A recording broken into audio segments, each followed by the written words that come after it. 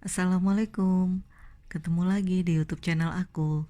Di video kali ini, aku ingin share ke kalian cerita backpacker waktu pertama kali aku ke Eropa. Ikutin terus videonya sampai selesai ya. Ini adalah contoh itinerary waktu kita keliling Eropa selama 15 hari.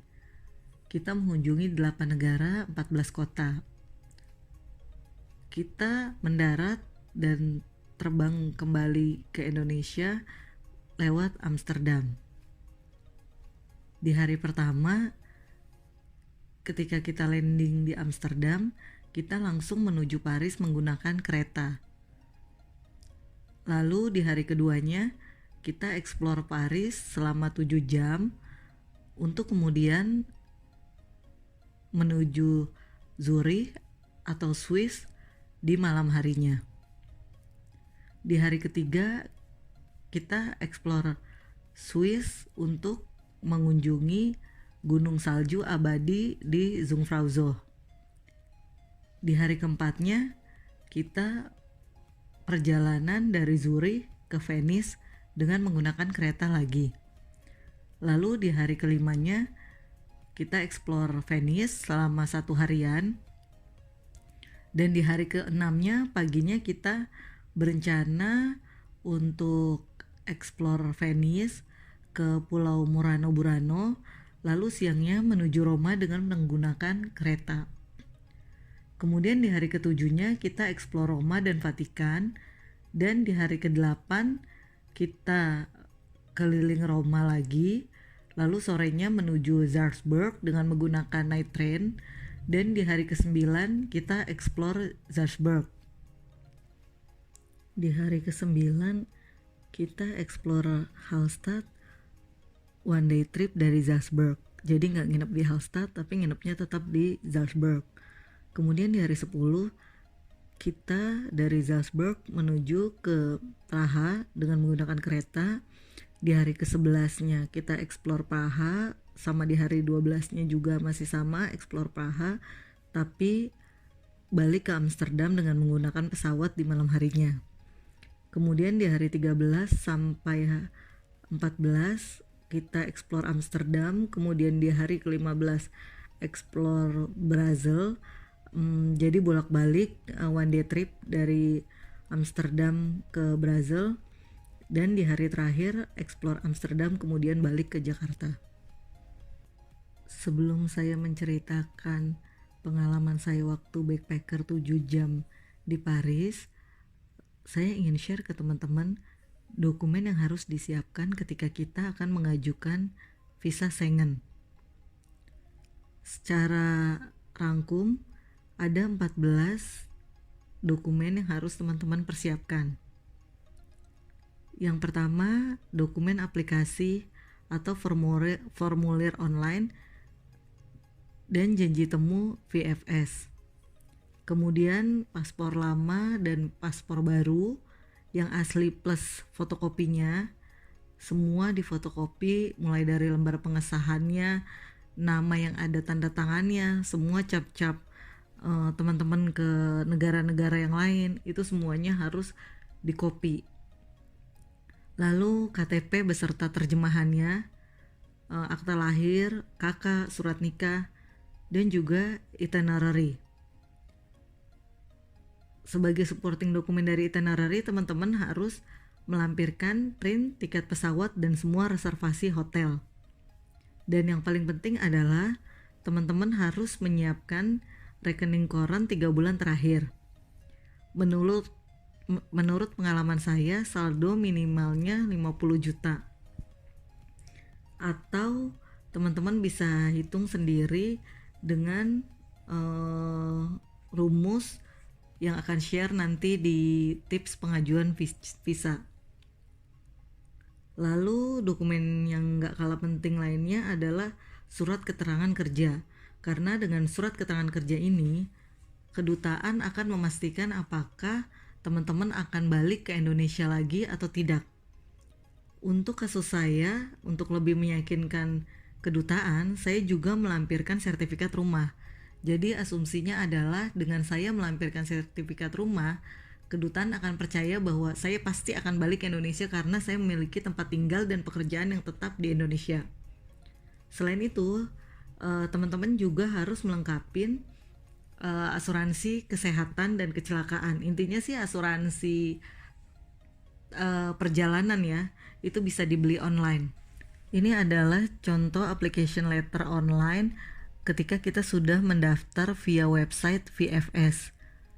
Di application ini juga sudah ada informasi berapa total biaya visa yang akan kita bayarkan.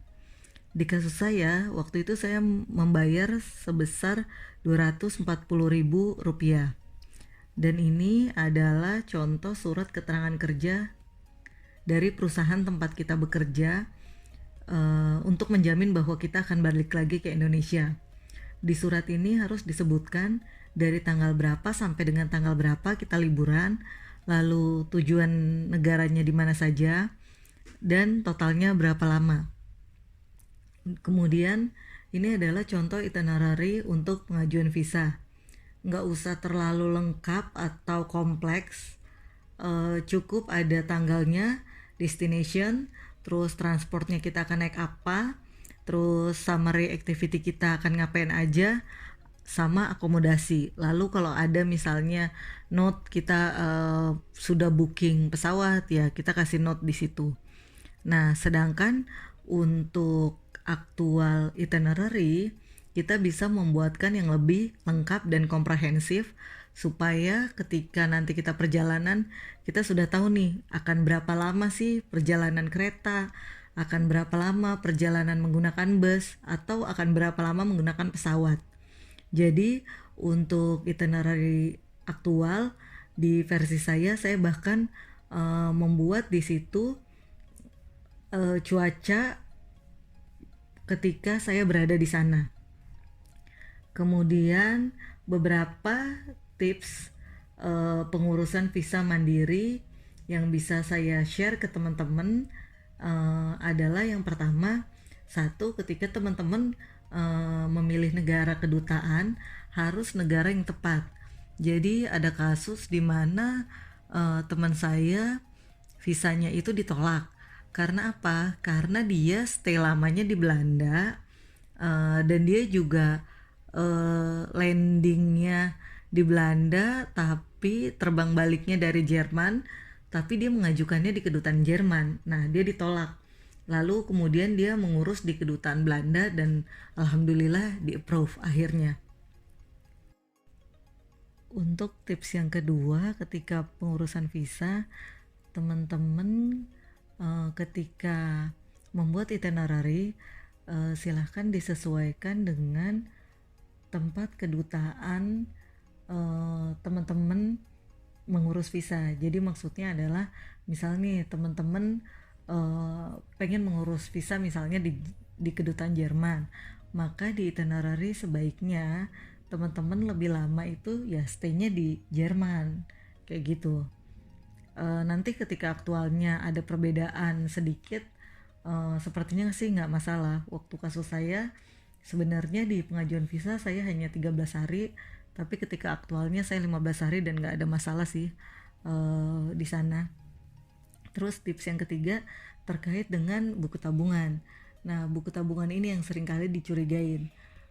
Jadi ketika teman-teman akan memenuhi saldo di buku tabungannya, itu harus tabungan yang aktif ya, bukan cuman tabungan yang dibekukan.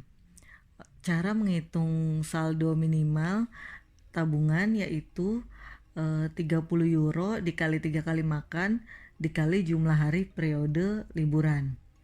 Nah, tips yang selanjutnya yaitu teman-teman wajib melengkapi semua dokumen persyaratan visa dengan baik dan benar, plus bisa menambahkan dokumen pendukung lainnya yang bisa meyakinkan kedutaan bahwa teman-teman akan balik lagi ke Indonesia. Seperti yang saya sudah sampaikan di kasus saya melampirkan sertifikat atas nama saya, jadi bisa meyakinkan kedutaan. Nah, terus lagi teman-teman sebaiknya juga mengurus visa jauh-jauh hari dari sebelum keberangkatan. Contoh untuk visa Schengen itu 90 hari.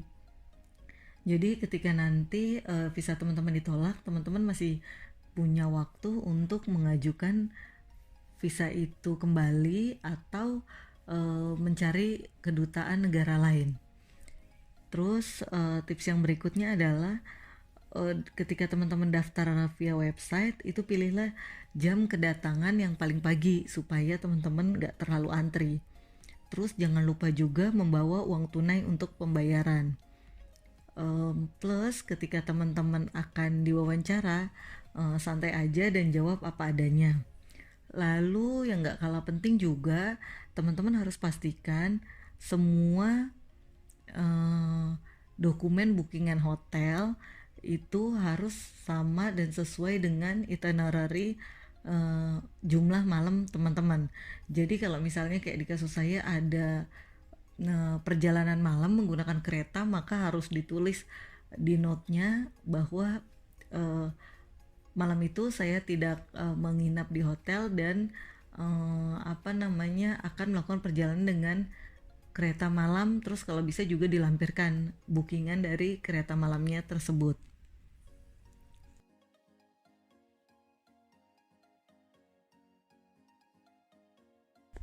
Ketika teman-teman akan menyusun itinerary, beberapa aplikasi handphone dapat teman-teman download. Contoh aplikasi yang paling penting dan bisa digunakan teman-teman ketika menyusun itinerary adalah Romturio. Aplikasi Romturio ini bisa digunakan teman-teman untuk mengetahui berapa lama perjalanan dan naik transportasi apa untuk menuju dari satu tempat yang satu ke tempat yang lain. Lalu ada juga Rail Europe dan Trainline. Aplikasi tersebut juga aplikasi untuk bisa membeli tiket kereta online. Nah, teman-teman juga bisa membandingkan nih, ketika teman-teman misalnya beli melalui Trainline, itu harganya berapa, terus teman-teman bandingkan dengan aplikasi dari perusahaan kereta itu sendiri. Contoh misalnya dari Roma menuju Salzburg, kalau di Trainline kan ada pilihannya bahwa kita akan naik kereta dari perusahaan OBB. Nah, teman-teman download deh aplikasi OBB, terus bandingkan harganya. Biasanya akan lebih murah harga kereta api langsung dari aplikasi perusahaannya tersebut.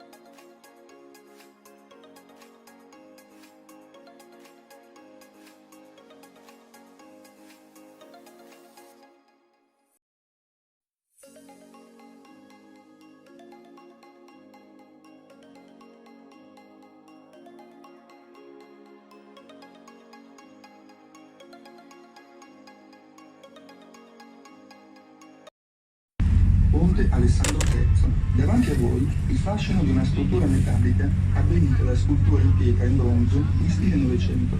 Questo ponte fu dedicato all'alleanza franco-russa. Alexandre III. Vor Ihnen ein Beispiel für den Charme der modernen Metallbauweise. Die Brücke wurde der französisch-russischen Freundschaft gewidmet. 山大三石桥，它的现代风格极富魅力，金属桥。 È un trasmettitore in funzione del 1914. Backbord der Eiffelturm. Der Eiffelturm wurde zu Beginn des Jahrhunderts von Ingenieur 风格的波阿奈公馆便是其中之一。 À Babord, jardin des Tuileries, jardin dessiné à l'italienne au XVIe siècle par Catherine de Médicis, à l'orée de la forêt du Louvre. Ce jardin fut créé de